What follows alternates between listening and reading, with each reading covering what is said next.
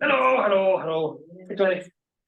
Okay, so I'm not going to do a formal intro other than saying here's Nick, just probably Srnicek, who has done a bunch of really cool stuff over many years, including platform capitalism and speculative realism, but none of that today.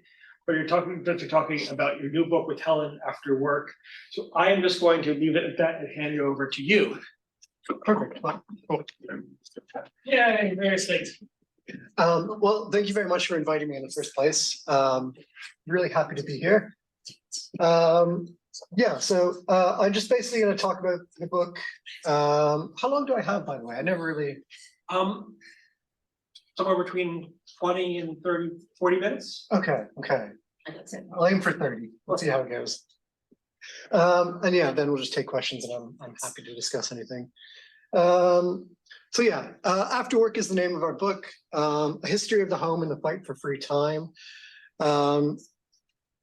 It began sort of looking at fears about the future of work over the past 10 years in particular, well, 15 years now, really. I would say since the 2008 crisis, a growing sense of concern about what the future of work holds for workers.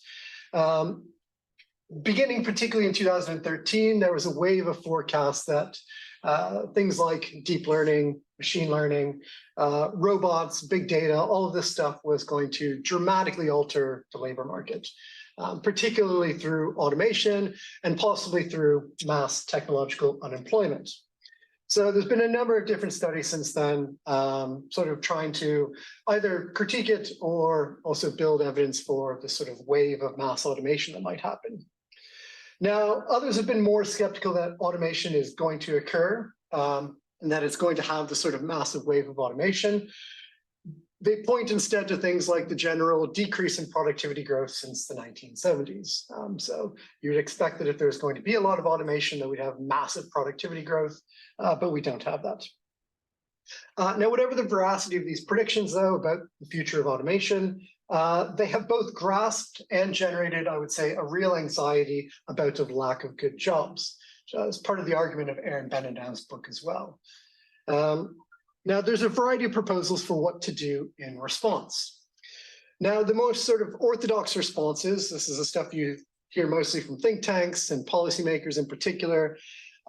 These orthodox responses will focus around efforts around reskilling and around education. Slightly more radical approaches coming from people like Danny Roderick will argue that we need to really push for decent jobs, good jobs. Now, the more radical post-work approach that Helen and I align ourselves with sees these sorts of approaches as wildly insufficient. And it argues instead that we need to reject the centrality of work entirely. So post-work's advocates take this perceived crisis of too few good jobs, and they argue instead that it should form the basis of a new political and economic order where everyone sees their work reduced and their dependency on the market lessened. Now, work, these thinkers in the post-work tradition suggest, should be framed as a problem rather than as a solution. And it's something that we seek to be emancipated from rather than through. Now, the reason why is that the problems of work lie not only in its contemporary incarnation, it's not just that we have bad jobs nowadays, but also in its general capitalist form. So work understood as wage labor is doubly unfree. Now, in the first place, workers are routinely subject to control during their time on the job, and increasingly outside of it as well. So Elizabeth Anderson's work on this is really interesting, I think, particularly in the American context. But wage labor effectively means that we sell a considerable portion of our time to people or organizations who then have significant control over us. I think one of the most grim examples in recent years was in December 2021, when 6 Amazon workers died in the warehouse that they were working at in America, which collapsed during a tornado. And they had asked to leave, but their manager refused to allow them to leave. So this is the sort of workplace domination that's part and parcel of wage labor. The second aspect of unfreedom, though, is that wage labor is unfree by virtue of the impersonal domination of capitalism's imperatives. Now, what does that mean? Well, for the vast majority of humanity, this translates to the fact that we subject ourselves, that subjecting ourselves to wage labor is necessary for our survival. So we have no choice but to work, or we face the pain of homelessness, starvation, or destitution. So no matter how good a job is within a capitalist framework, it still remains subject to these two core unfreedoms. So post-work begins from these premises, that wage labor is doubly unfree, and it seeks to abolish this social form. Now, the crisis of work posed by robots is therefore an opportunity as well to expand our freedoms. Now, our book fits in line with this sort of history of thinking, but it takes off from a very simple observation, that when people talk about robots taking jobs, they typically imagine factories, warehouses, and offices, and not hospitals, nursing homes, and domestic spaces. So in other words, the sort of work which is imagined to disappear in the future is what has traditionally been deemed to be masculine work or male work. This is the work that's often associated with women, so the work of social reproduction, of caring, of cleaning, of cooking, gets left out of these stories about the future of work. Work in these narratives doesn't involve the everyday tasks for staying alive and helping others stay alive, and which has traditionally been performed by women. Now, the silence around this work, when we talk about the future of work, is important not only for the gender imbalances that it maintains, but also because the majority of work, I would argue, both paid and unpaid, is now taken up by this sort of social reproduction work. So in our book, we go through a variety of different stats on this, but I think this is one of the most interesting charts we created, which is that social reproduction nowadays is a major source of jobs, both public and private. So the NHS, for example, is among the biggest employers in the world. I think top 5, possibly, definitely top 10. A lot of that's agency work nowadays, but still a massive employer. Now, this graph shows here that there's been an increasing portion of the economy which is being taken up by social reproduction. I don't know if I can move this thing here. Can I? Possible to move this? Yeah, I should. Just clicking. Okay, there we go. Yeah, better. So yeah, if social reproduction was considered as its own sector, it would be recognized as the dominant source of jobs in the rich countries. And you can see that it's been increasing for all of the rich countries that we looked at here from the 1970s onwards. Now, to give you a comparison, at its peak, American manufacturing employed about 30% of the population, which is about what social reproduction is reaching in a lot of these rich countries. So if we once spoke of manufacturing powerhouses, we now need to speak, I think, of social reproduction in the same way. I would also note a sort of terminological aspect. This goes beyond just caring economies. So there's a lot of talk about care economies, but social reproduction is broader than just care work. So things like cleaning, cooking, there can be sort of care aspects involved, but they can also be quite functional. Now, crucially, these numbers only look set to grow in the future.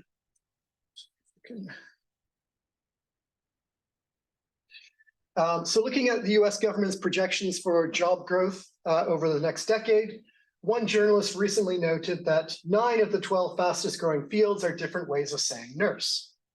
In the UK, the government also has a forecast over the next decade for job growth, and 47% of new jobs between 2014 and 2024 are set to be in social reproduction. So a lot of this has to do with healthcare, but also with education, with food production. Everywhere we look, basically, social reproduction is becoming the main sector of the waged economy. So the future of work is not coding, but caring.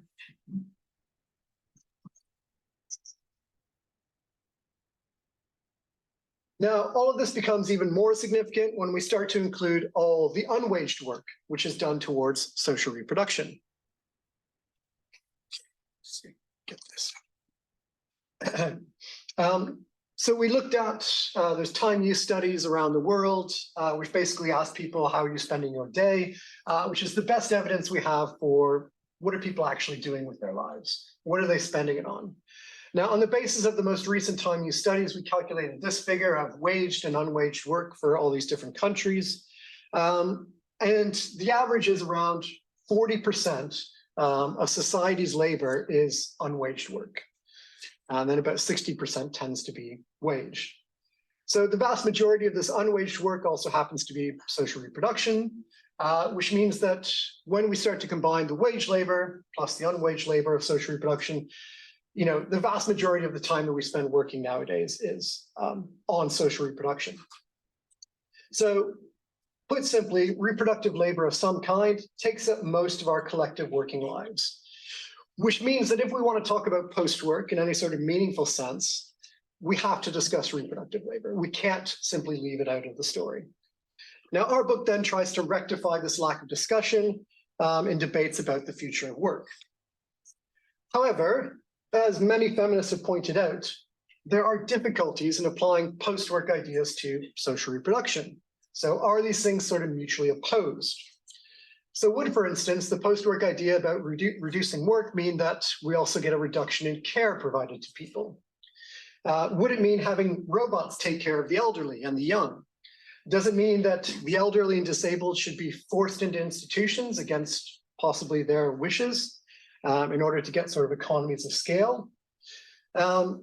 Simply put, we can't just apply the existing post-work project to social reproduction. We have to think about how post-work changes when we're talking about this sort of reproductive labor.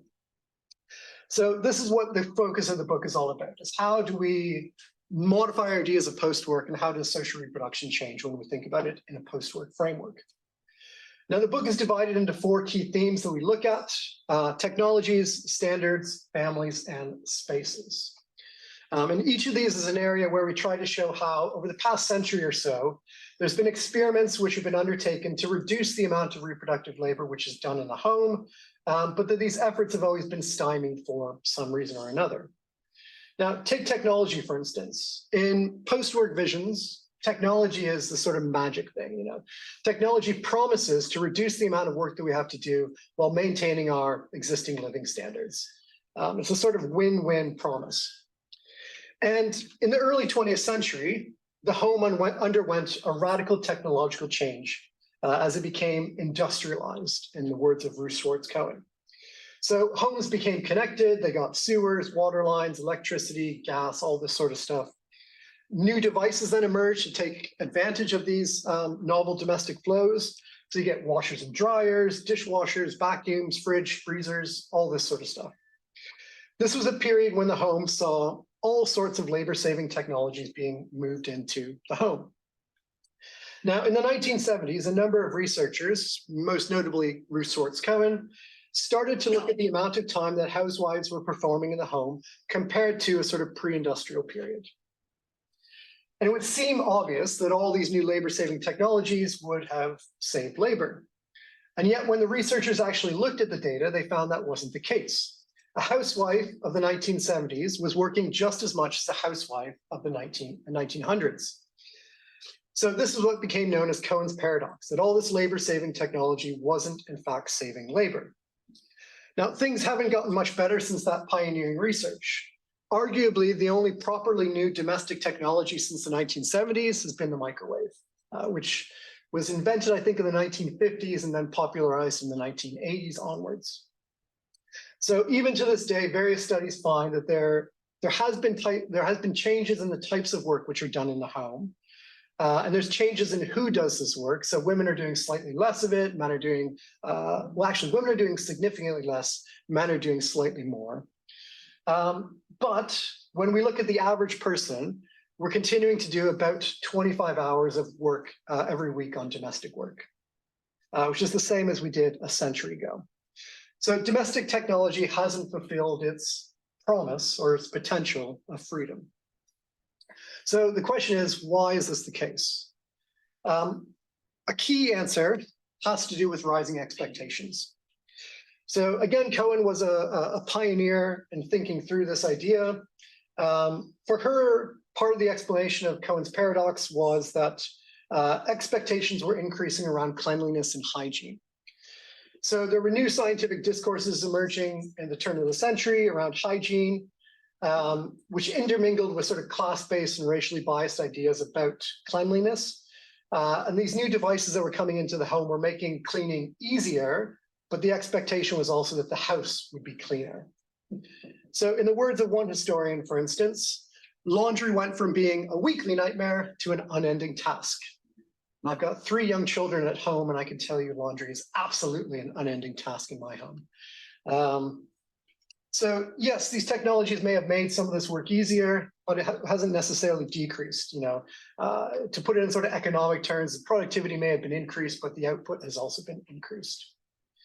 Now, in the book, we try and continue Cohen's work on expectations by looking at how certain social norms around reproductive work have been created, spread, and enforced throughout the past century. And there's a complex story we try and tell in the book about scientific knowledge, class biases, and advertiser budgets that all come to shape these social norms around reproductive labor. Now, in the decades since Cohen, some expectations have actually decreased. Cooking, for instance, when we look at time use studies, has been on the decline for many, many countries. France being the one notable example. I think it's the one country since the 1970s that has actually increased the amount of time they spend cooking, which is quite interesting. America spends basically no time on cooking. They're just pure function when it comes to food.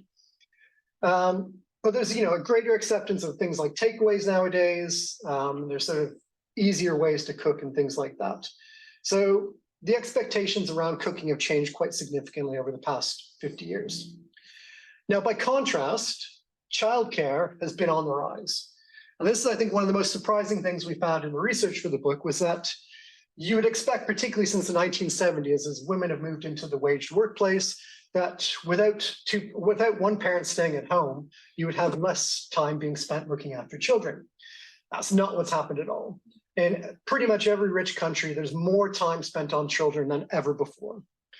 The key reason why has to do with fears about what it takes to get a good job and a good life for your child. So if you want your child to have a good life, you expect them, they need to have a good job. To get a good job, you need a good education. To get a good education, they have to be trained as little pieces of human capital from the womb onwards. And this is effectively the core reason why there's been a massive increase in the amount of childcare time over the past 50 years. So rising expectations are a key reason why, yes, we may have these new domestic technologies which can save labor, but they haven't in fact saved any labor. Now, another reason why, though, has to do with the family, and the nuclear family in particular. So there's considerable lived diversity in terms of how people actually organize their domestic lives. This paradigmatic form of the nuclear family continues to be widely celebrated in Western countries as a cultural ideal, and is actively reinforced by a wide range of state policies. Yet in terms of reproductive work, the family is wildly inefficient, and it's a vast repository of gendered inequalities.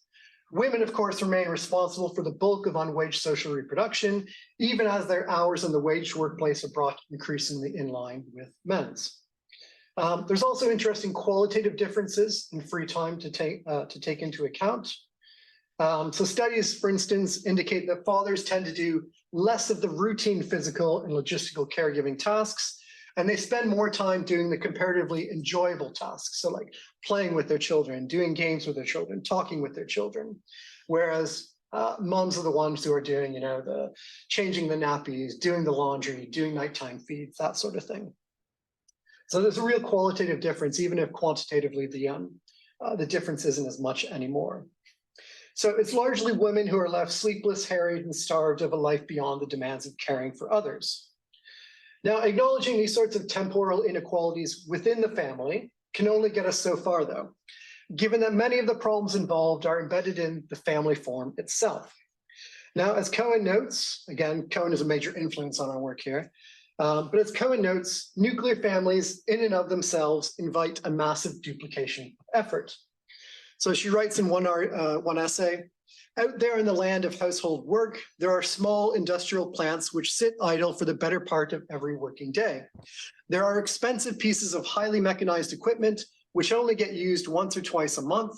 There are consumption units which weekly trundle out to their markets to buy 8 ounces of this non-perishable product and 12 ounces of that one. So these issues of inefficiency and inequality take us to the heart of temporal politics and to the importance of extending any fight for free time beyond the waged workplace to people's own homes as well. Now, from our point of view, it's hard to see any route out of the current reproductive crisis that doesn't extend to a fundamental rethinking of the familial reproductive regime, one that puts into question sedimented assumptions about the proper role of the family, social standards, domestic technologies, and the home. Now, this brings us to the final area I want to talk about, which is the home and domestic realism. So, households have evolved. The nuclear family as a dominant familial form has really started to disappear over the past 50 years. But houses themselves have not really reflected this sort of change. And house builders still favor a standard single family dwelling. The result is not only a rather inconvenient mismatch between the housing stock and the potential residents, but also a reinforcement of a certain kind of domestic imaginary. We call this state of affairs domestic realism, playing on, of course, Mark Fisher's idea of capitalist realism. It's the phenomenon whereby the isolated dwelling and the privatization of household labor that goes along with it becomes so accepted and commonplace that it's almost impossible to imagine life being organized through any other form. That this should be the case, despite many people's lived experiences of the pressures and difficulties attendant upon unpaid domestic work, makes such an attitude all the more remarkable. Now, it's our contention that the home represents a crucial and often overlooked example of material hegemony in action. So domestic dwellings can be understood as contributing to the solidification of governance through their subtle closing off of options and their contribution to producing generalized consent to an existing order. So once you've got an existing housing stock which is designed for a certain family form, it's very difficult to simply knock down those buildings and build housing stock which might be better suited. So that's the sort of material hegemony in action, consent to an existing order. But there are many possible forms of domestic arrangement, both spatial and relational, aside from the atomized and depoliticized family residence that we most closely associate with home today. And it's important that we understand the built environment and its infrastructures, not only as means of registering and consolidating dominant political positions, but also as potential sites for intervention and as territories for contestation. So interrogating the spaces of reproductive labor may be one way of contributing to the construction of a new kind of explicitly feminist and anti-work common sense. So in the book, for instance, we spend a lot of time exploring various counterexamples to the domestic home and experimental alternatives from things like Soviet collective living to interwar European housing to the hippie communes of the 1960s and 1970s. We try and look at, what ways did they succeed, but also in what ways did they fail? Why did they fail in particular? This leads us then to what can we do? What is the sort of response to these problems? How do we get post-work applied to social reproduction? We organize our thoughts around three broad principles: communal care, public luxury, and temporal sovereignty. And partly we picked out these three principles as a way to avoid either this problem of like setting out a blueprint for the future, where you try and detail every possible thing that would be necessary for the future, or the alternative of not really talking about the future at all, and just offering some minor changes in the contemporary period. We try and set these principles as like ways to think about steps that we can take right now, but also organizing us for longer term strategic action. So I'll quickly go through these before wrapping up. First of these is communal care. And this is our answer to some of the problems commonly associated with the family as it stands, particularly when it comes to unwaged domestic work. So we saw that the family is a system of privatized care, which is massively overburdened by the demands placed upon it. The family cannot and should not be the sole linchpin for managing so many of our caring needs in society. We instead need to foster the transformation and expansion of caring relations. So there's two guiding ideas at the center of communal care here. First, we want to reduce the pressures that compel people to live or stay in nuclear family households. So this would mean challenging, for instance, state policies which privilege the family at the expense of other ways of living.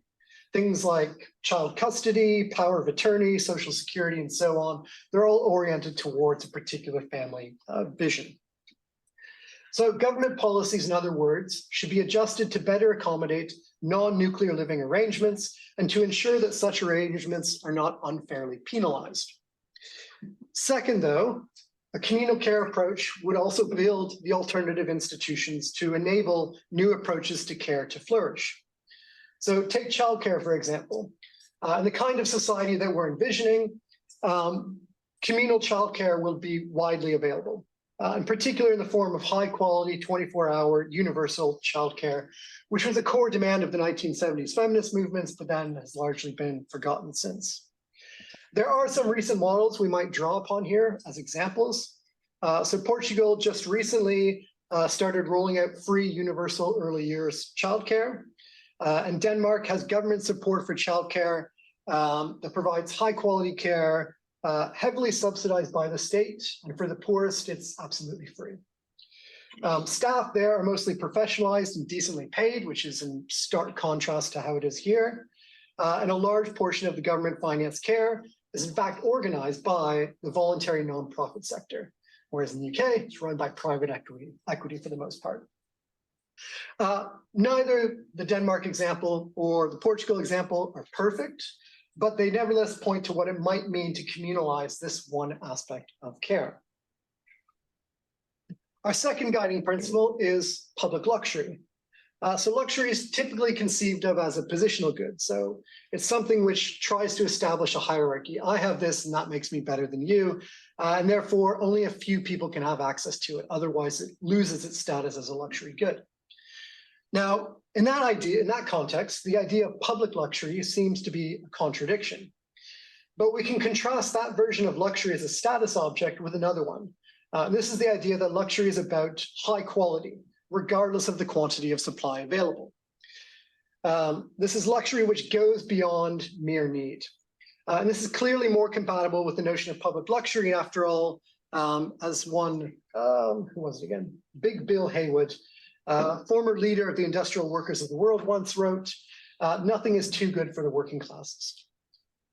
Now, a public luxury model would provide the infrastructure needed for the collectivization of some reproductive labor beyond the social family home, but it would also extend to things like wonderful parks and playgrounds, public sports centers and swimming pools, galleries, allotments, and public transportation networks. And that's a quote, I think, from Mike Davies, maybe. Now, public provision, particularly in the US and the UK, is often seen as sort of a backstop. You know, it's the last thing, low quality, just there for, you know, those in desperate need. But we can also draw inspiration about public luxury from things like Helsinki's lavish Udi library, Moscow's famous metro stations, or the stylish public housing of Vienna. And I learned after we wrote the book a fascinating story about why they have rooftop pools in Vienna. Because apparently for fire safety, you needed a water tower on top of some of these buildings to be able to drop water down in case of a fire. And somebody asked, well, does it have to be a water tower? Could it be a pool? And they decided, well, it could be a pool, actually. So yeah, fascinating insight into how these rooftop pools came about. But yeah, this is an example here, I would say, of public luxury. But there's all kinds of case studies we could offer, but I want to look at just one, which is what would public luxury look like in cooking and eating? Now, as a first stage, we might imagine things like universal free school meals and breakfast clubs being provided for primary and secondary schools. Finland, for example, has had a free school meal program in place since the 1940s, with children from pre-kindergarten up to secondary school, all provided with a healthy meal. Now, the UN has also recently set out universal school meals as an important part of the right to food. And such steps would be incredibly important, not only for saving time. I can say that as like, you know, my kid goes to school and I don't have to worry about giving him his lunch every day. I just know he gets a nice hot meal. But it's also really important for responding to issues around child food poverty, which is strikingly prevalent in the UK. Beyond this, though, we might also imagine things like communal kitchens, a real resource for those times when cooking feels more like a burden than a pleasure. And we could actually draw inspiration from the public canteens of World War II.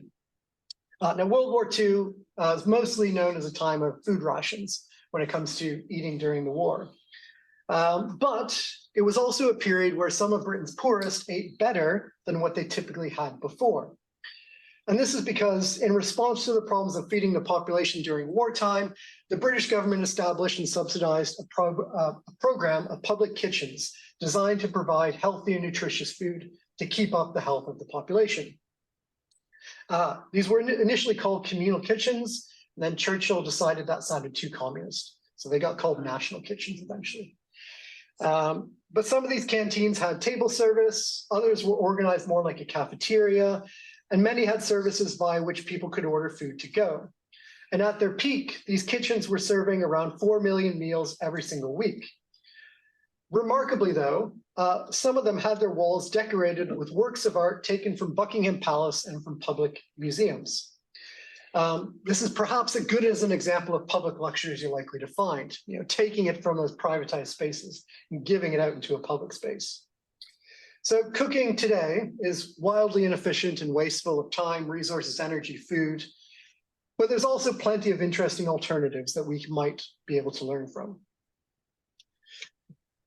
Okay, last principle, temporal sovereignty, which is clearly tied to the fight for free time, and it's partially a response to the challenges of managing social expectations around reproductive labor. So when we talk about the social norms of reproductive labor, for instance, norms which are driving more and more childcare, there's always the thought that, well, as an individual, you could just stop doing it. But the problem is that these norms have a sort of enforcement aspect involved with them. If you take your kid out and don't have them doing all these extra things, will they be able to get into a decent school? Will they be able to get into a decent job? Will they ever have a decent life? It's the sort of fears that, as a parent, you start to think about and worry about. So the social norms around reproductive labor can't really be exited on an individual level, not without potential harm. So it has to be something which is taken socially, and this is what temporal sovereignty is all about. Now, as Martin Hagelin writes, if it were given what we should do, what we should say, and whom we should love, in short, if it were given what we should do with our time, we would not be free. Now, under capitalism, we are given the answer to the question of what we should do. Capitalism forecloses in advance the question of freedom for so many people and for so much of our time. Fundamentally, the vast majority of us have to give up 40 hours or more per week in order to survive, typically selecting from a very narrow range of possible jobs, where decisions over what we do on a daily basis ultimately lie outside of our hands. Now, under conditions of increased temporal sovereignty, we would be faced with the immense question of our own desires. What do we want to do with our time? And how do we want to normatively organize our lives? Which I think is the fundamental sort of question of Martin Hagelin's book as well. Temporal sovereignty means that the question of what we should do and how we should do it is perpetually open to contestation. And indeed, the idea of conflict or contestation urgently needs to be considered here. This is where we sort of end up concluding the book, is that there are alternative emancipatory goals that might in fact clash with post-work ideas.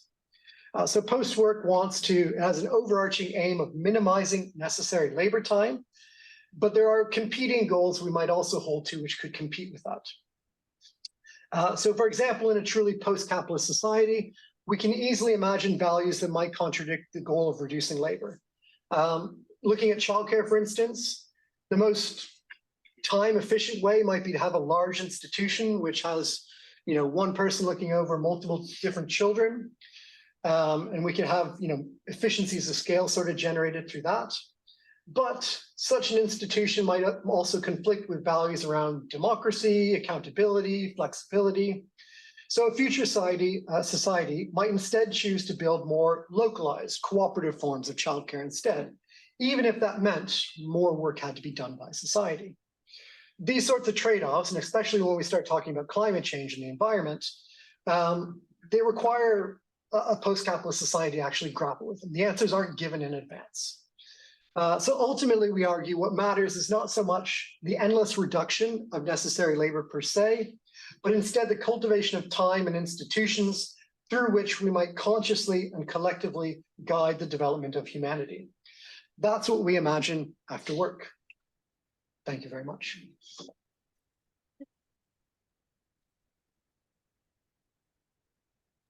Yeah, that was really cool. I'll questions, and I'll also try to air traffic control the question from both of mine. So I have just a quick comment, which is connected with my research, because of nearly the same. In my case, in my PhD project, I'm working on the working condition in local media industry while the journalists are working from home. And I'm curious about two things, two quotations. One of them was, say, I am at home, my child are not. Because of these, the child care center in the university we have here. The child are growing up without their parents. This is one quotation from a journalist. And the another one, she said, this kind of job, working from home. And she said, this is home is not mine. First of all, this work is taking my privacy. And second, this work type is taking my second generation because of, I do not want to have a baby to bring this home that I'm working in for someone. So how can you comment this in your case, in the whole, I'm just looking at the UK, not the all countries in the Europe. How can you comment it when these people, in my cases, were saying the next generation has already captured by this post-capitalist work industry? Well, what can you say about these things? How can I analyze, maybe any tips for me for your research? Yeah, so I think it points to a number of sort of existing problems. So the issue of childcare, I think I really appreciate having childcare for my children, like nurseries, not only for the time it gives me, but also because they do things in nursery that I would never be able to do, or like, be willing to do. They do all sorts of painting at nursery, for instance, that just like in the house, it's like our house would be covered in paint by now if they did it at home. A key thing though is the quality of the childcare. And this is really a problem in America, where America has a highly marketized system of childcare, highly unregulated, which means you can pay for really high quality childcare, but you can also pay for really low quality childcare. So you get a real diversity of outcomes as a result, and you have to guarantee a particular quality of care. All the research says like the quality of care is crucial for children's outcomes later on in life. So that's one key aspect, ensuring the quality. In the UK, a lot of it's now run by private equity, and they're pushing down quality standards and things like that. It's a real issue. The other one about working from home, it's become massively exacerbated by the COVID pandemic, sort of work from home norm, which I think is here to stay, despite efforts by employers to sort of prevent it. But it's that our homes aren't built for it. And I think this gets to the sort of domestic realism aspect of like, our homes are designed for living in, for a nuclear family, but not for working in, or not wage work rather, and not for like any sort of non-nuclear family situation. So what we need to imagine is like, well, if we were building new collective housing today, would it have, sort of freelance office space for people to just use as needed, that sort of thing. It's easy enough to imagine, easy enough to build. A localized version of WeWork, for instance, just giving people office space to work from, so they can step outside of their home and just walk down the street or walk down the alleyway. So I think that's part of the solution here. It's just separating physically again, waged work in the home more cleanly. I don't know if that fully answers your question, but Yeah. Good, thank you. Peter, do you want to ask? Sure. No, I thought it was, the book's incredible. I think the focus is excellent, and the presentation was fantastic. So these are just kind of some thoughts. And And again, I apologize, I can't be there, and you can blame any of my lack of articulateness now on me being sick, though I think everyone knows that it's probably I'm just not very smart. But I really liked it. I think there was a couple things that I thought could have also been maybe highlighted a bit that are worth thinking about. It's something you mentioned at the beginning, and I think it's something that was really important about how there are very particular social reproduction needs, but there's also socially constructed reproduction needs that are linked to the contradictions and exploitation within contemporary capitalism. One of the perfect events that I think all of us can talk about is choosing which school to send your child to, right? Or where you're moving to, and should you get a tutor, and should you do these types of things? And I think one of the things that I think your analysis allows for is to bring into economic democracy social reproduction. So economic democracy isn't just a matter of allowing more stakeholders and not the market to make decisions, but actually making very serious discussions about what is really needed for an economy of abundance as opposed to an economy of growth and artificial scarcity, right? So I think that was something that really struck me, because I think there is a kind of need to take, you know, what is really required in terms of this, in terms of what would it mean to live this type of good life with social reproduction, and bring this into economic democracy. I think the other aspect I want to speak is a bit more political, and I think it's something that that you kind of pointed to, which is that there's a lot of points of solidarity, I think, here, because I think the feeling that you're bringing out is one that is actually cross-class and also in different ways and with different intensities, obviously, right? So I don't want to deny these intersectional differences of exploitation. But, you know, when you're speaking, I think when you're looking at people within the, especially upper middle class, working class, such as how you want to categorize this, these kinds of pressures and the exact types of demands that I think you're speaking to are something that I think can be very strongly used, much more, I think, than contemporary work in many ways, as points of solidarity for the types of emancipatory societies that we want to create. And I'm wondering how you kind of view this as, you know, your analysis allows us to look at this as a form of, you know, becoming in many ways a mass movement of solidarity in which we're able to see how capitalism impacts us despite our differences, right? For becoming in many ways a movement has a kind of consciousness of itself for trying to create these types of post-work emancipatory societies.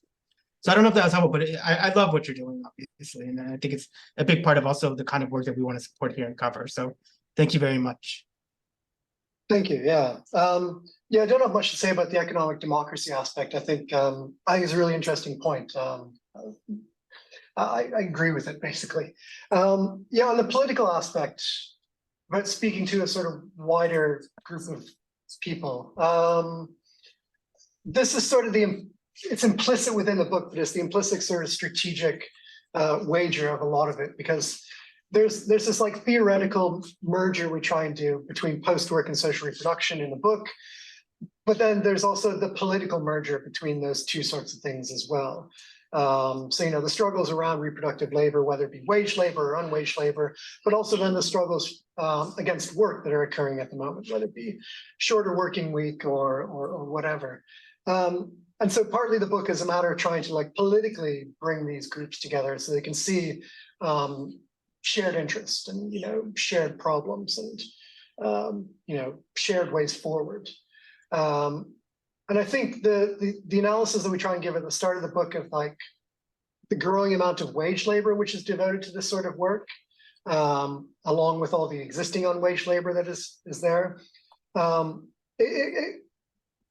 You know, we sort of read it late in writing the book, but stuff like Gabrielle Winant's book, The Next Shift, and pointing towards, you know, the changes in the working class, not just being, you know, the sort of manufacturing standard stereotypical image, but being, you know, nowadays low wage service workers.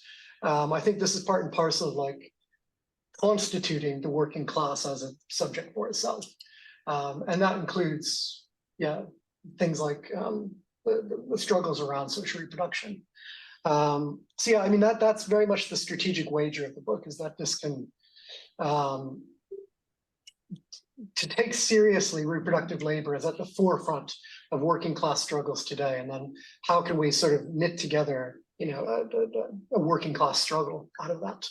No, I just quickly, I totally agree, and I think it comes through. And yeah, sign me up to your revolution, comrade, because I think it's really important, that wager, and I think it's probably actually what's going to allow us to politically mobilize these liberatory movements. So, thank you very much. Yeah, thanks a lot, Nick. That's excellent. And I have three things. And one really occurred to me right at the beginning of your talk, which I think is fascinating, and arguments around automation, for men's work early on. And also there's a good comparison in terms of looking at electronic performance monitoring and how those new technologies also are entering in 1980s. It was hit women first in the call center, so that's in contact with what we're calling now. That's kind of punitive dimension, the kind of control dimension.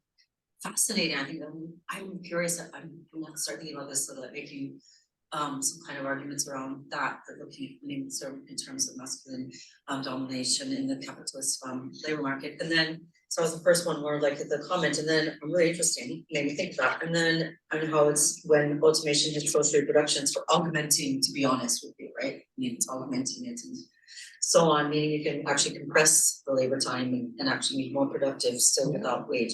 Second point, I was thinking about the rolling back of the welfare state as being oriented also with the neoliberalism. And then the one thing I didn't hear is to women entering the job market in terms of the supposed new world of, emancipation for us. And so that's curious and interesting too. And I'm probably do it in the book because I haven't read it yet. And that kind of side where you have that as being an issue. And I'm also thinking if that links with your point, which has to do with the domestic environment whereby work still needs to occur. And then there's just and very COVID, we saw it too, very quickly it was noted that the social reproduction still falls in the, even the Financial Times is reporting this, like women are still doing most of the domestic labor. It was kind of good in the sense that it was exposed in that sense, even from such mainstream places. But that I think is fascinating, and I'm wondering if that's in the book too, which of course I'm now going to have to read in terms of the labor market, rolling back the welfare state. And that issue, which you did mention in terms of childcare, that it simply isn't affordable, isn't available. And it's so that for me is just absolutely terrifying how that can be the supposed emancipatory sort of intervention. But I don't think is around temporal sovereignty. And I'm wondering if you've noticed that labor law in Britain, after the supposed Great Repeal law, which starts with Brexit, and now they're actually bringing in some of those supposed reforms and so on. And one of them is supposedly about this temporal sovereignty. Did you notice that? So if not, look at it, very recent. And it has to do with agency workers being given permission now to ask for a reasonable working schedule. And what are they calling it? It's a right to request a predictable working pattern. In some circumstances, they can only do it 2 times in a 12-month period. And there are minimum service requirements around working 26 weeks. And of course, applications can be rejected on statutory grounds, etc. So if you look at that, it's fascinating. So it'd be interesting to hear if you're thinking about like what co-opting that kind of temporal sovereignty then looks like in terms of that. Because of course, with COVID and the silent quitting now and all the bits around, you could argue that kind of like catering work in the places whereby people just simply don't return to work because of the things we already know.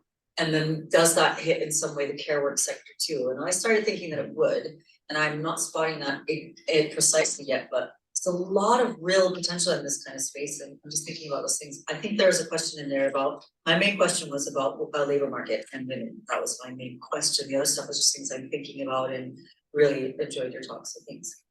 Thank you. Thank you. Cool. Yeah. And to Helen, of course, as well, which she's fantastic here. Yeah, cool. So we rolling back to the welfare state, I think is an interesting one because we have 3 chapters that we cut from the book. Oh wow! Yeah. See, there you go.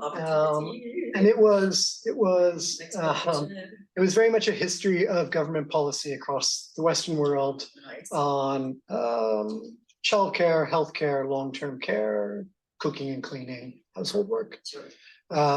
Which interestingly enough, you think about government policy around like cooking and cleaning, there wouldn't be any, but Yeah, in some countries, you actually get Fire subsidy, hazards, get yeah. a subsidy for a cleaner. Yeah. Yeah. Yeah, so there are government policies in various places for this sort of thing. But anyways, it was all cut out of the book because it was a massive diversion to the core narrative. Yeah. But one of the arguments we tried to make in that was that the sort of standard neoliberal story of just a simple rolling back of the state doesn't really hold. It holds for America, but America is such an exception in so many ways, and that a lot of the stories we tell about social reproduction are stories about American social reproduction, which don't hold even here, and even less so in continental Europe.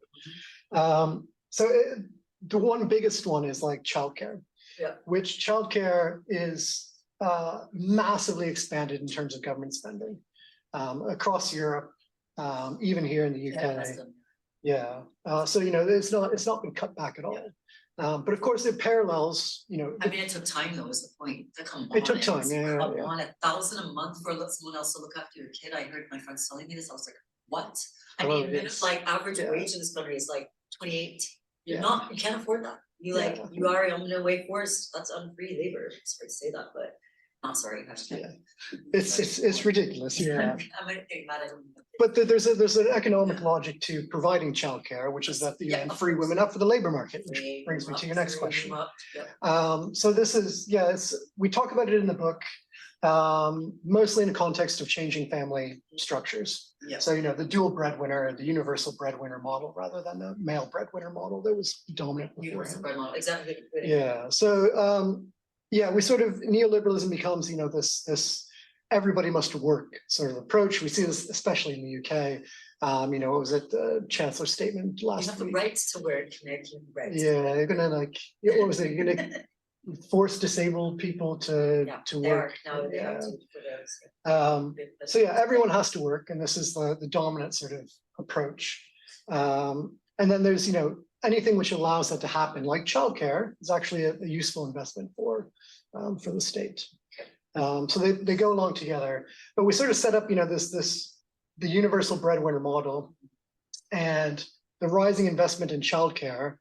It then sets up the real surprise that parents are still spending more time on children, because you've got the state looking after children more, and you've got parents in the waged workplace more, but you've still got them doing more time on their children. Well, that's another thing I was thinking about when you were giving the reason for people molding their little ones into the next capitalist or whatever. But then it occurred to me, well, actually, in ways not already happening because of, but then you're not telling me. I mean, I haven't looked at the data, but the kind of absence of the recognition that there is an alternative for care modeling, which of course you're talking about, but very much not from the capitalist frame. But yeah, so that could also be that's part of the rolling back of welfare state, but it isn't. Okay, cool. I want to read those chapters. There's in the States in particular, there's a reaction against, it's called intensive parenting, is sort of the broad term. So intensive parenting helicopter. Well, helicopter is like a particular version, I would say, of intensive parenting. So there's a free range parenting, I think is what it's called. Yeah. Love that. But then you get real problems with that. So for instance, one state in America, I think it was Ohio, had to actually not introduce a law because it was already a law, but they had to officially say it's not against the law for children to be playing on their own and playing without a parent around, because people were calling the cops and oh, there's something going on here. And then there's also racial aspects involved. So it's one thing for a white middle-class person to allow their children to go and play. It's another thing for a poor Black woman to allow her children to go and play on their own. You get child services called, and suddenly that's it becomes a massive issue. So this is again why you can't just individually step outside of these social norms. And even if some people can individually do it, most can't. That makes sense. Yeah. Cool. Can I really read those 3 chapters? Come on. They're going to come out as 2 articles, I think. Yeah, eventually. I was going to suggest co-authorship, but don't worry. Cool. Jaco, you want to ask something? Yeah, thanks, Steve. Yeah, like Peter, I'm feeling a bit under weather, so I hope everything makes sense to me. So thank you, Nick. Thank you very much. I can't say I'm a fan of your work because it's supposed to be post-work, but fan of your scholarship. Put it that way. One thing that thought that sort of came across when I was listening to you and having read some of from the earlier stuff, not this book, I haven't read this book. It's a sort of question one might ask from a sort of Hegelian Marxist point of view, and that with respect to the social and political economy form of the proposal here. So, while I agree with you that that capitalist wage relations and labor market is a form of domination, it nonetheless is also a form of a curious sort of freedom, namely that freedom from personal domination and group domination is a form of freedom. So abstract freedoms are still freedoms, right? Something that Hegel and Marx were both, quite keen on underscoring. So I wonder, like, how does the category of the state, the government, and right, all of which are concepts that you used, how do they play out in this proposal? And further still, I think I read from some of your earlier material that you seem to be quite keen on the idea of universal basic income. May or may not be wrong about that, but at least that's my impression. So is it really that we are kind of thinking here that this will bottom out in something like universal basic income? And here comes to sort of the question or perhaps sort of tentative criticism, that isn't there a worry that will basically foreclose a form of freedom, namely the bourgeois freedom of the labor market and the kind of political forms to come with it, and in essence make us all workers for the state or the collective, and that in itself could be a sort of form of worry here, that it's not entirely clear, how do I go on strike against the Department of Work and Pensions? I can go on strike against my employer. At least that's possible in capitalist market relations. But yeah, so just those few thoughts, and thank you very much for your presentation today. Yeah, really good question. I'm not sure I can give a fully satisfying answer, particularly not in Hegelian Marxist terms, which I'm too far out of philosophy nowadays to be able to use those terms easily. But let me quickly say about UBI. So Inventing the Future was sort of tentatively in favor of UBI as a stepping stone to something different. I've turned against. I like the ideal possibility of a UBI, but I don't think it's actually possible in any near-term future. Getting a meaningful UBI which provided a decent amount and wasn't just cutting out the welfare state. I don't think it can meaningfully happen anytime soon. So I don't think it's worth struggling for at the moment. I think something like a shorter working week is a better approach at the moment in terms of reducing working hours and reducing work. So UBI sort of for me it's a nice idea. I don't think it's really possible, so maybe not worth worrying about. On the issue of like government and the state, I think for me, the strategic consideration is that at the moment, the nation state is a sort of like insurmountable force that needs to be dealt with in some way. It can't simply be ignored in terms of any of our political projects. So you can either try and build something outside of it, which I think is impossible, or if it reached any sort of meaningful level of success would be demolished by the state, or you can try and transform the state in the hopes of moving beyond the state eventually. Into what? I don't really know. Some sort of democratic federalism of some sort, but I think the state is a terrain of contestation at the moment. So which is why, we talk a lot about state policies, for instance, in this book or Inventing the Future, is because right now there are certain things which we think could be pushed to be implemented by a state, and that those would offer further space for the working class to be able to struggle further along. So there's that sort of strategic consideration of like, what gives the working class more autonomy? How can we build that? On the issue of, I think that sort of answers your question about like freedom in the sort of post-capitalist world, because it wouldn't be just like a single state determining what needs to be done and then dictating to everybody what you have to do and how you have to work. It would be more like nested groups of sort of democratically accountable forms of political institution in some way, which would allow people to have some sort of meaningful say over, what projects are you committing yourselves to? I think there would necessarily be certain expectations around contributing to reproductive labor because it's a part of society and it's always going to be necessary. But how you spend your free time beyond that is sort of there would be much more freedom than we have now to be able to choose that sort of thing, I think. So I don't know if that fully answers your question, but hopefully somewhat of an answer. Yeah, that's helpful. Thank you. Wait, who goes around? Thank you very much. That's super interesting. I had a query. And I guess I'm definitely not going to go to Hegel or Marx or value theory. But I did have a query in that domestic economies or social reproduction economies only occur in periods of high wage differential, historically. And now the one that we have is a global wage differential. So it feels like there's a tension between the concept of post-work, which in the contemporary market conditions can only ever be for a few people. Like childcare, like there's no way it can, even under state conditions, would have to be low remuneration for it to function in a market economy. So at the moment, under contemporary conditions, even with better remuneration, only some people can be post-domestic workers, post-social reproduction.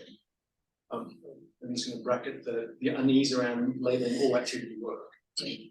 But there's a tension between that and the ultimate vision of after work, and that, just in terms of a thought experiment based on stuff that I do, talking to oil workers in the North Sea, and when they encounter the fact that there's no equivalent industrial labor and they end up in a care economy, they all fucking hate it. None of them want to work in care. And I have brothers-in-law who work in care. Care is seen as the worst possible industry you can move into.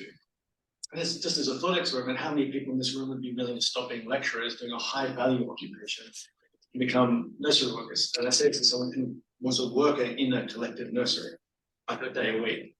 I think there's a tension between the idea of post-work, where people want to not do social reproduction, yet the necessity for some people to do the social reproduction.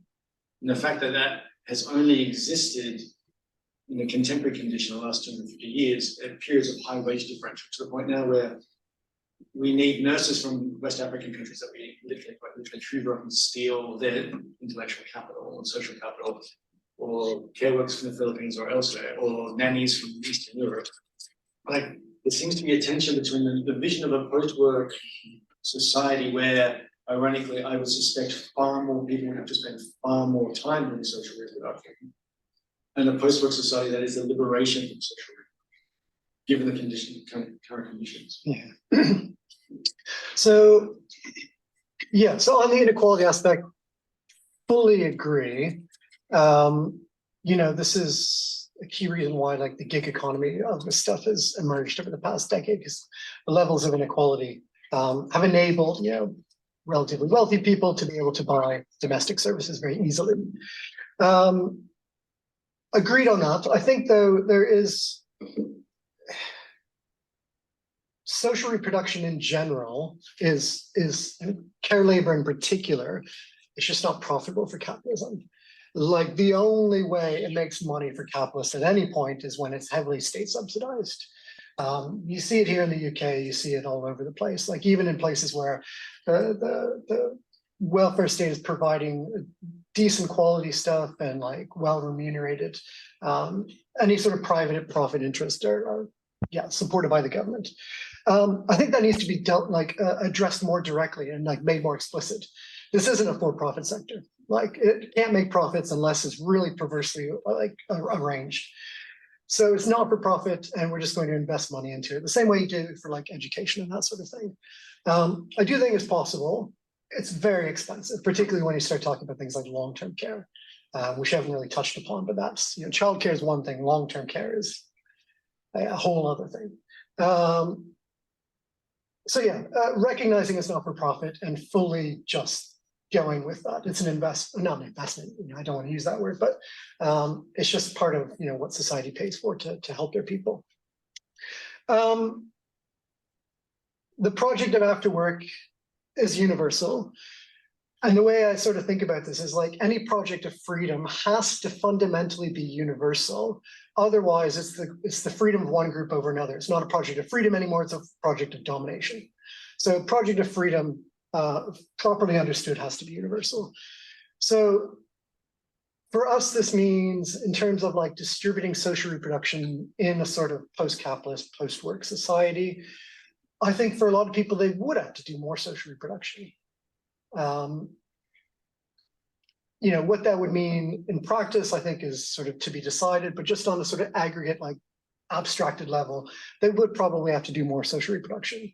The bachelor financier in Canary Wharf is, going to have to do some cooking and cleaning themselves. I'm sorry. But on an aggregate level, the idea is that we can organize it in a way where there are sort of economies of scale on an aggregate level. So some people have to do more social reproduction, but some people have to do much less social reproduction. And they suddenly have more free time. There's, gosh, I forget the name of the book.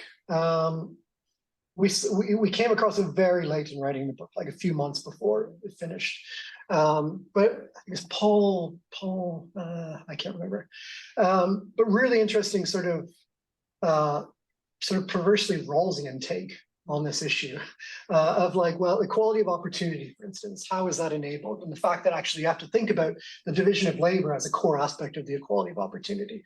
If your life is dominated by looking after, caring for other people, and you have no free time to yourself, you don't have equality of opportunity compared to somebody who has lots of free time. So there's this sort of philosophical argument, I think, from a liberal perspective, but also from a socialist perspective, that we should equalize reproductive labor more. I think on a social level, it would be less reproductive labor. But again, it goes into the heart of like, well, there's also competing values with post-work, particularly when it comes to reproductive labor. And yeah, like the energy issue is a big one. Can you automate things without destroying the environment? That's a competing value there for the post-work project. And ultimately, it's not up to me to decide, it's up to ideally some sort of future society to collectively determine. Thank you. There's a bunch of questions in the chat. Would you want me to look at them, or would you like to look at them yourself? Let's see if I can, okay. The Paul Gomberg that you meant. Yes, that's the one, yes. How to make opportunity. Yeah, exactly. How to make opportunity equal. Gomberg. Just while we're waiting to say, like, we had a really interesting conversation with Sylvia Federici around this, where she was talking about the fact that she didn't have children in her life, but actually created, when she started to care for her mother towards the end of life, an incredible asymmetry. I think there's like, I didn't ask it, but I think there's a whole question about demographics that seem to really concern the geopolitical international relations people around like future conflict and decline in innovation and progress and all that sort of stuff. Yeah, the other stuff. I think that's an interesting caveat is like the need to make future generations to be cared for, and what happens when, and then I've actually met people who don't have kids who now are scrambling to then establish relationships with children to maintain a continuity of care, which is a nightmare. Well, this was a nightmare. Was it? Because in about 20 years, 30 years time, can you guarantee there'll be a social security net? And if you don't have access to children who then care for you, which is a traditional role of children. Oh, I see what you mean. I forgot about that. Yeah. So catastrophe. Oh, I see. Oh, I see what you mean. Yeah, because of course the absence of. I'll very quickly add to that point. Because if Helen was here, she would make this point, because she is very much on this. But she hates the idea, for instance, of our children just having to take care of her later in life and being working in that way. So she really, both of us want to avoid that sort of situation. But of course, everything is organized for family care. And like, that's the only way that sort of long-term care can be provided now. So yeah, it's tough. Okay, I'll start from the.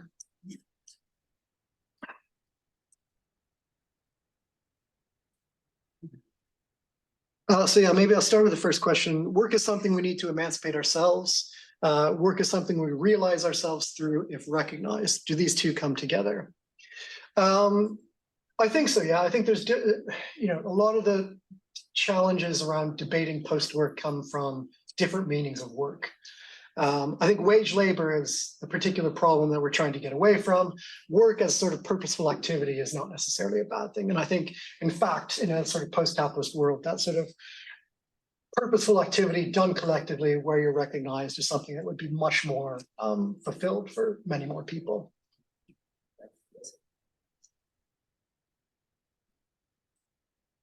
Okay, people who are born at the beginning of the neoliberal regime are adults now. They're involved psychologically in labor process for intensification purposes with the neoliberal managerial system. How can we unlearn things? Drugs? I don't know. Re-education.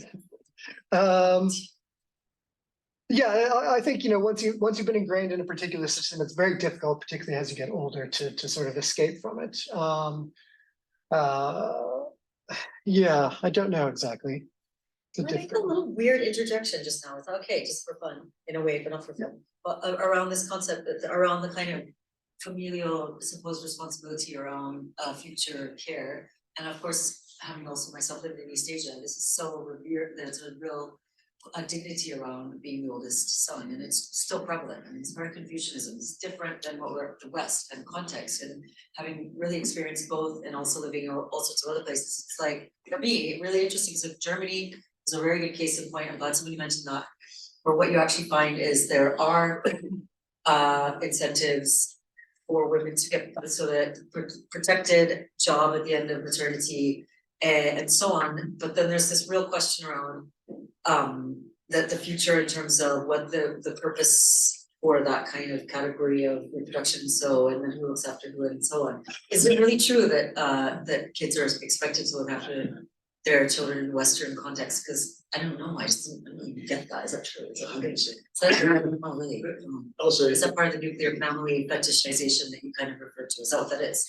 Sort of. I don't know. I just didn't get that. I didn't know that. I'm a little out of this. This is why it's good to have me here. I can ask questions that maybe a lot of other people ask who aren't in the middle of it. So I don't know.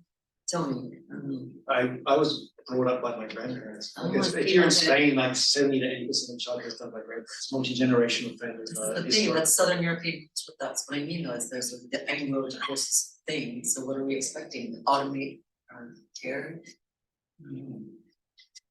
So I know you've had your hand up for a while. I don't know if is there still time for. I think so. Yeah. That's the answer for us. I don't know. Yeah, It's I'll probably have to wait around. Well, thanks. Yeah, no, I was really was a really interesting presentation. Really sympathetic to a lot of the points that you advocate for. I was just wondering whether you might be a little bit pessimistic in your analysis at points, and perhaps a little bit optimistic with regard to the stuff that you think you can justify. Since I turned 40, I'm jaded. So regarding the pessimism, I was thinking in terms of the quantity of time that people have gained over the last, let's say, century. Lots of economists and sociologists that point out that people have gained a lot of free time. And they've gained it through a combination of two things. One, a longer lifespan, and two, a longer retirement age. Yeah. So people have a lot of free time tagged, so that's toward the end of their lives. Yeah. It's true that during the middle part of our lives, we're super busy still. So it might be that there's a problem of maldistribution of time that we can access at different life stages, but we certainly have gained a lot of free time. In contrast to what Cohen says. And in terms of the quality of our time, I think as well, it's sort of, we probably shouldn't underestimate the value of all these technologies. So if you can spend some time cooking a fancy dish with all these helpful technologies, that can make things really fun. People might just want to spend a lot of time with these kinds of things so that they have gained quality time, which they might feel like they actually want to spend their time on. Likewise with children, I think, and the core family. So if you think of poorer countries, I think a lot of childcare, like as you just said, is done by a communal system. So the extended family, the neighborhood, the community. And as countries get richer, they tend to become more sort of core centered. And you might think that isn't it great to not be bothered by your extended family all the time? Like, have your grandparents tell you what to do, and your neighbors sort of telling you how to, you know, these kinds of things. Like, people are like, wow, that's great. I don't mind spending some more time. I just get to do it myself. So that's kind of the pessimism part that I was a little bit worried about. And then regarding the optimism of the things that can be justified. So if I understood the book right, you're kind of appealing to the value of freedom. You say that in order to be free, people need free time. That's so if people don't have enough free time, they can't be regarded as free, and that's what justifies a lot of the kind of. It's a basic condition of freedom, yeah. It's a basic. I don't think free time defines freedom, but it's a condition of it. Yeah. I was wondering, isn't it rather the case that in order to be free, people need opportunities for free time? Yes. People need access to free time, and so that they can make use of it if they want to. But if people do want to spend a lot of time raising their children, that fulfills them. If they do want to spend 3 hours cooking a sophisticated dish, that's up to them, perhaps. Yeah. So that's just my quick, yeah. Yeah, no, I absolutely agree. And it's again one of the challenges of like thinking about post-work on reproductive labor, because some reproductive labor is freely chosen. You know, it's in a post-work world, I would still have children and I would still be looking after them. You know, it can be work, but it's sort of freely chosen work. And I think when you untangle it when you try to disentangle it at a sort of individual level, it becomes very difficult. Like, you know, for instance, last night, my kids woke up at like 4 a.m. and I had to go into them, and like, was that work? It felt like work at the time, I got to admit. This morning when I had to change my youngest's nappy before he went into nursery, didn't really feel like work because it's just a sort of expected part of like the role. And like, I knew that getting into it. But it's really hard to disentangle any particular activity and say like, is this freely chosen? Is this not? I think Martin Hagelin's book is quite interesting on this because he talks about, for instance, being a lecturer, being a professor, and the nature of the work involved in that, and how actually there is a lot of freedom involved in it. And like even the sort of tasks that we might not think of as being free, marking or admin work or whatever, they're part and parcel of the project that you've committed yourself to and you've freely committed yourself to. So there's a key element of freedom involved in even the tedious elements of the job. So it's tough, especially when it comes to reproductive labor. So partly what we talk about at the end is like, you know, we try not to make any demands on how people spend their free time, because one of the problems we have with a lot of post-work writing when it does talk about post-work stuff is it imagines all this reproductive labor being done as like, this is what people will do all their free time. They'll do all these elaborate meals, they'll hold big parties for all their friends and like all these sorts of things. But there's a lot of work involved in that. And what we try and avoid is like imposing a particular idea of like, you know, a new set of demands about how you have to spend your time after you get that sort of freedom. And if people want to spend it cooking, that's fine. France can continue to spend it cooking, as I imagine they would. But yeah, it's the distinction between the two does blur a lot, I think, between work and freedom when it comes to reproductive labor. But you do want to impose the building of costly time-saving institutions that some people might be like, I don't want to see my taxpayer money go into these things that Well, I mean, in a properly post-capitalist world, the key resource would be time rather than any sort of money. And it would be collectively decided. And the idea, ideally, would be that everybody feels a sort of commitment to a society that like, you accept that there are certain times, a minimal amount of time that you have to give to things that you may not want to do, but they're part and parcel of living in this collective, in this society. And yeah, on the basis of that, you then get a vast amount of free time to spend as you want and as you will. Free time being created over the past century. Yeah, so I think not just the retirement aspect, but also the significant decrease from like 60-hour work week to a 40-hour work week. One aspect of that is that it was driven by the working classes fighting for it. It was a struggle, and it's been sort of forgotten since then, since World War II, really, with a few exceptions in like Germany and France have gotten some marginal decreases as well.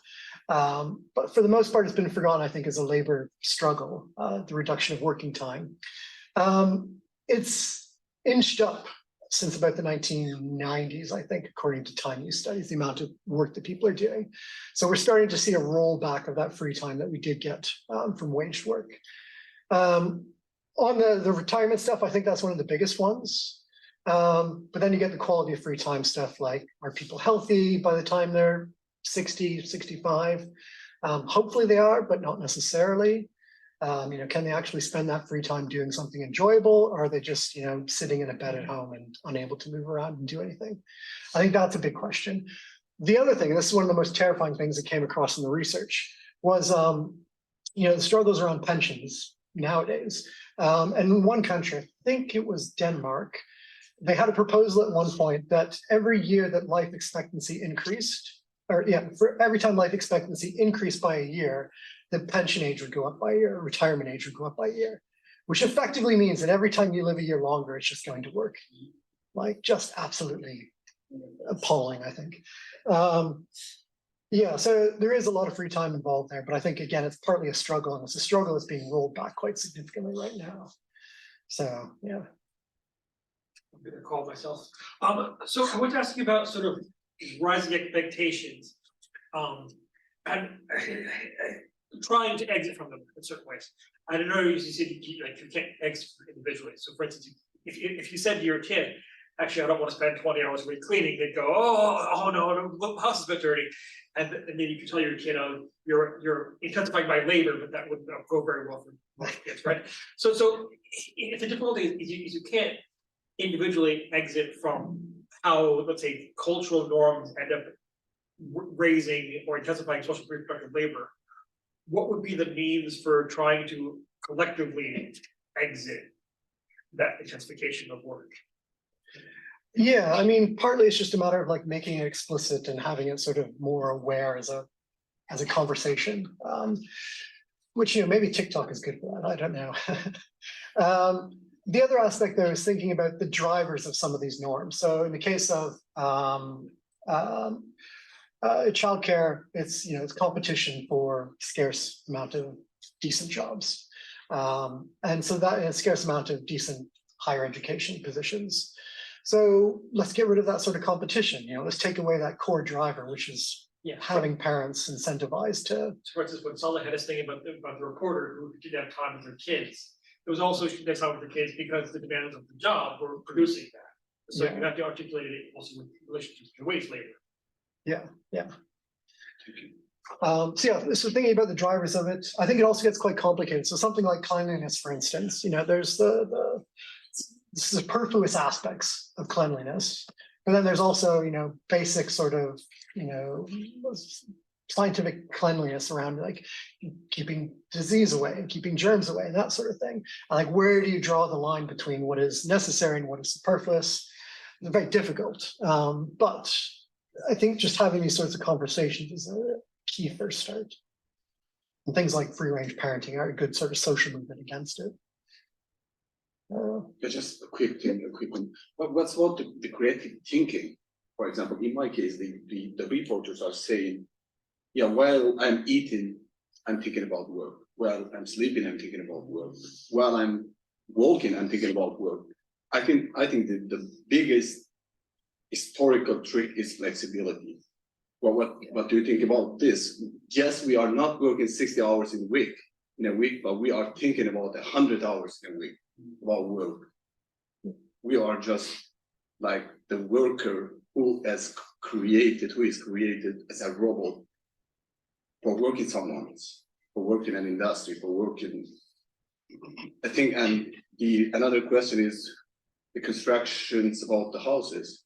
In my cases, in all British houses, they haven't been organized and created for this kind of work. And these people are sharing their houses. There is no privacy. Like me, I'm sharing my house with 3 different people. I don't know who they are. I just met 2 months ago. I moved to that house. And I'm spending, if I'm working from home a day, I'm spending 24 hours in the bedroom.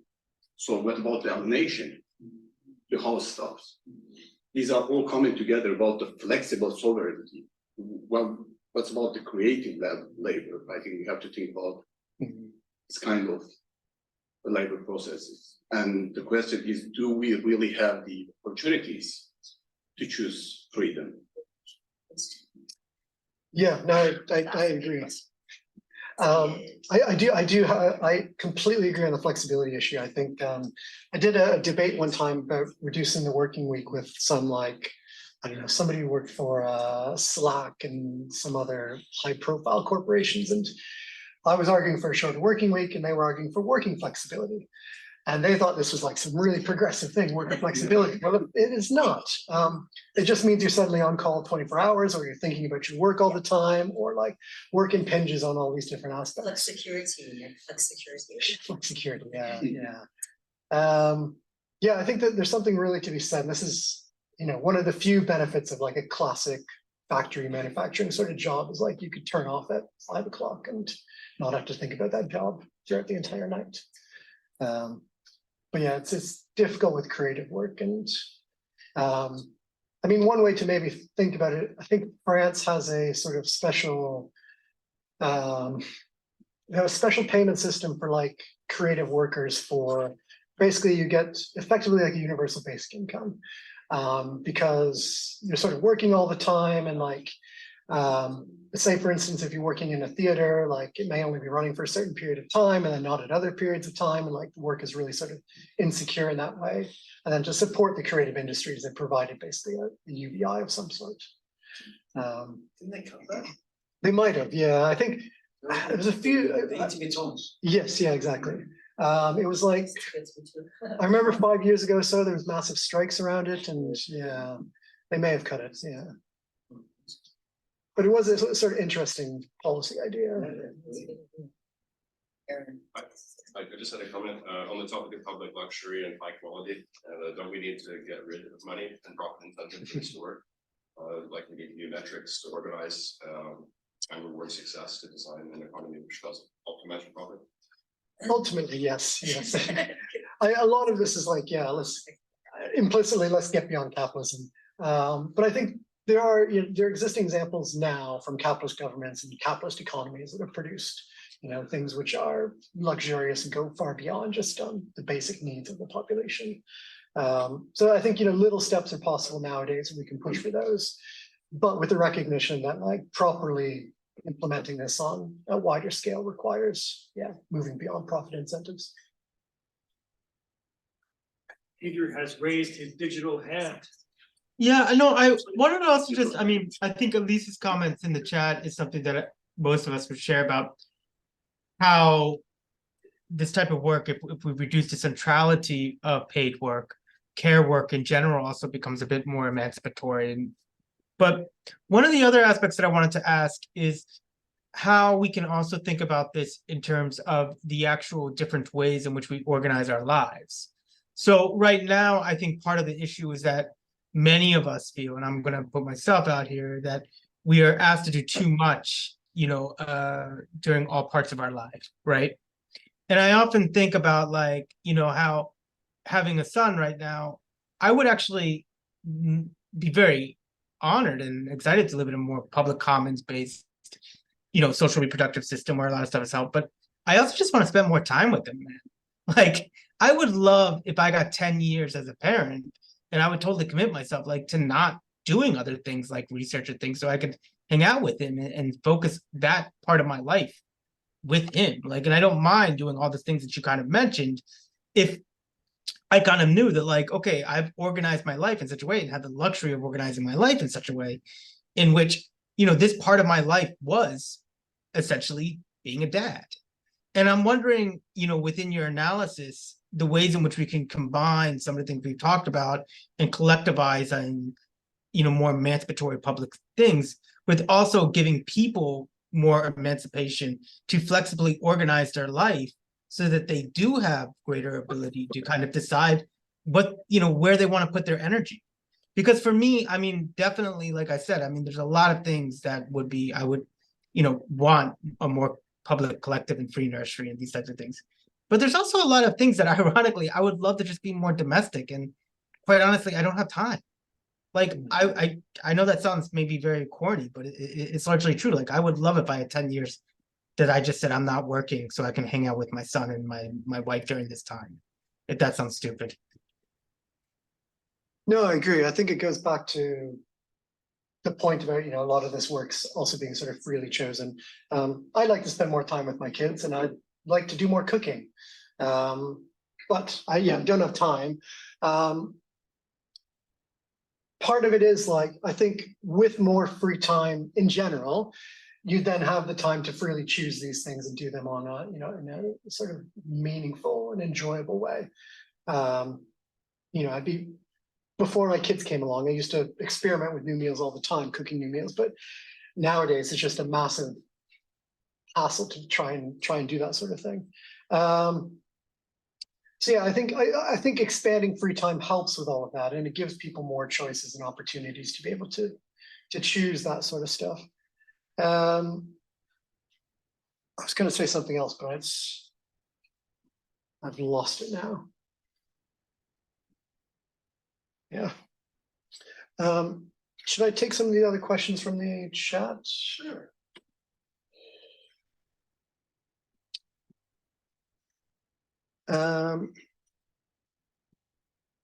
So there's a long question here. It basically talks about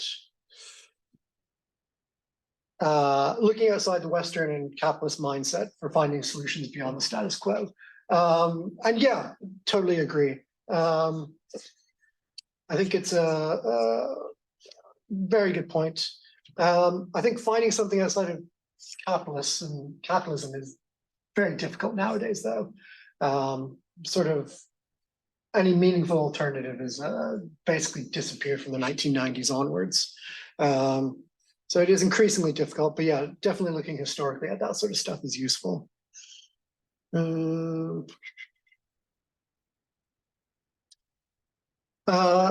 isn't it also necessary to improve the conditions of paid reproductive labor so that it's more socially and economically valued, more and better care jobs to meet the high demand?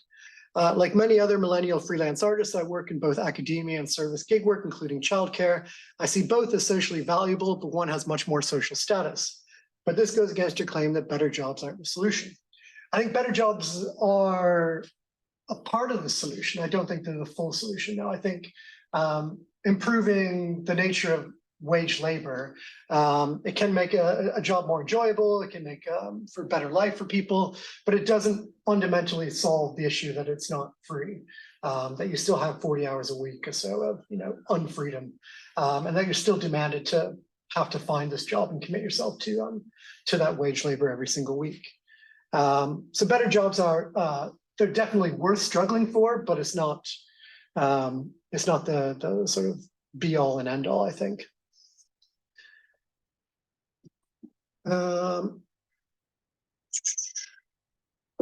That's it, okay.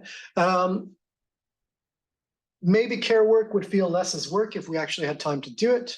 Maybe we should challenge the centrality of paid work as a core value around which we organize society. And yeah, totally agree. I think that's sort of what Peter was getting at as well. I think probably if we did less paid work, we'd have much more freedom and enjoyment out of the sort of unpaid work that we do. I will say, I think Peter has suggested, 10 years looking after their children. But I actually find, well, I mean, maybe it's unique in part for Helen and I, because we don't have any family nearby. So we don't have anybody else that can look after the children. And if we were the only ones looking after the children, except for nursery, it would be 24/7 with those children. And as much as I love them, I need a break from them at times. And I think, in fact, my parenting is better when I get a break from them and I'm able to, rejuvenate and have time to do my own things as an individual human being. So I think there's a need for both the sort of socialized childcare, but also the more respect given to parents to have that choice. I will say, though, it's difficult about giving choices, and I think the paternity leave is a good example of this in the UK. The fact that the paternity leave has been provided for, but most men don't take it up because it's a choice and it's not sort of a forced choice. So the take up on that sort of stuff has been really low as a result. But it's also because it's so short that it was my paternity leave. Yeah. The work that I wasn't doing, I just did when I came back. Yeah. Exactly, yeah, that often happens with strikes, unfortunately, too. If are we still talking, can we still, right, am I allowed to make another small comment? And I agree with you, so the post-work future doesn't necessarily eliminate work, I think that's sometimes misunderstood, isn't it? So there's this whole question, that's why I'm getting more and more into the concepts around consent and subjectivity, because I think that's what's the what's being automated. And how would make really kind of like so colonized is that dimension around human existence. I think this really matters, your kind of interventions, but the freedom and then the unfreedom, you started off the presentation and I wasn't sure if I should mention it again, but I was curious. And I'm interested in knowing if you're going to develop these concepts, because of course unfree labor, you know that what that is, and that whole kind of logical literature. So then there being sort of the social reproduction labor, and I kind of hinted at it when I mentioned around. So if it's more expensive to put your children into care, then there's that an unfree labor of women who are then often usually statistically the ones that are doing that, taking up that work, because actually economically it's unviable otherwise. So that's part of institutionalized sexism or whatever. So let's think about freedom, unfreedom. Did you work around those concepts at all? Because I'm super interested in getting more into that in terms of my own work and stuff like this. So that's like looking at your concepts. So super interesting. Yeah, Yeah. we do talk about it in the conclusion mostly. Yeah. Um, Cool. we sort of develop more philosophically there, Yeah. particularly like Marx's distinction between realm of freedom, realm of necessity sort of 100%, thing. that's it, yeah. Social necessary labor time and all that, yeah. Yeah, but again, it's complicated because some reproductive labor can be unfree at one point and free at another point. So So what does it look like for us to have the agency to make that kind of decision? And I liked what you said about 4 a.m. feels like work.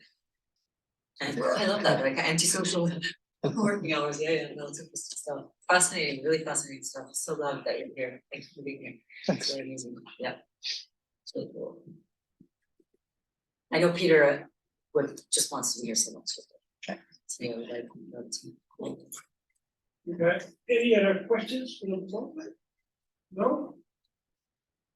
Cool. Okay, well, I'm gonna, everything has been solved. Excellent. Excellent, so let's thank Nick and the Spectre of Helen.